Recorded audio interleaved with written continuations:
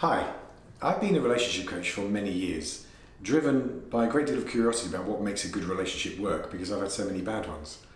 I actually wrote a book called Lovebirds, How to Live with the One You Love, to help people explore the differences between couples that can actually make them stronger rather than drive them apart. Because it seems to me that the opposites attract and then they drive each other mad. And nobody really teaches anybody about these differences and how to make them productive within a relationship.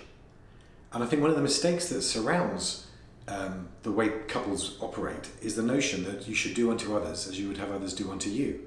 And I think that's completely wrong, because everybody loves in a different way. Everybody needs love in a different way.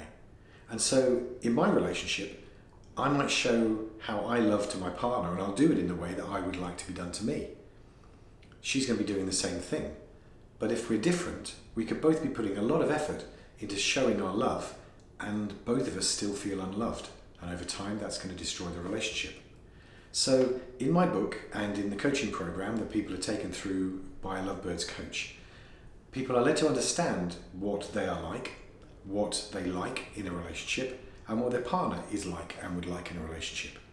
And then they are coached about what they can do to bring more harmony and more togetherness and greater intimacy by utilizing what used to drive you apart to actually make you stronger.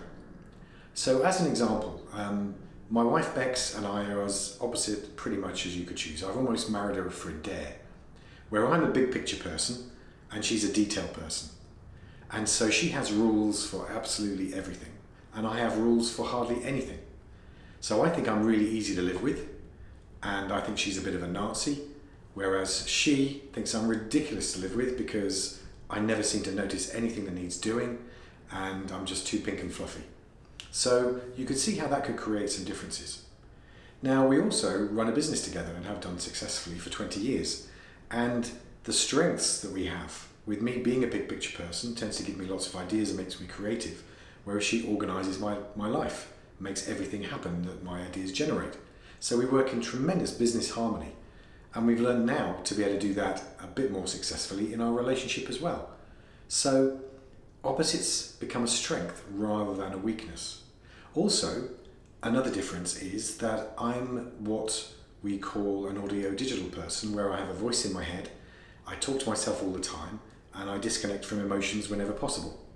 My wife Rebecca is a kinesthetic, so she's totally in touch with her feelings, can tell the difference in room temperature within about 0.3 of a degree, so has to carry a vast range of clothing with her wherever she goes because you just never know what it's going to be like, and can sometimes think of me as being a little bit of a robot. And so you can see how this would create problems. I panic every time she says, what's more comfortable, this or this? I panic because I don't know. I've put my back out from not noticing that a chair is uncomfortable. So now that she understands the way that I operate, and I understand that she's just not high maintenance, we're much more able to find common ground and work together more harmoniously to make the relationship work. And it just kind of makes you happier to realize that your partner hasn't been put on this earth to annoy you. That's just a byproduct. It is actually being able to get back to the love. So on our website, you can find the Therapist Finder, and you'll look for one that's a relationship coach, see one that's in your area, and get back together as soon as you can. Good luck.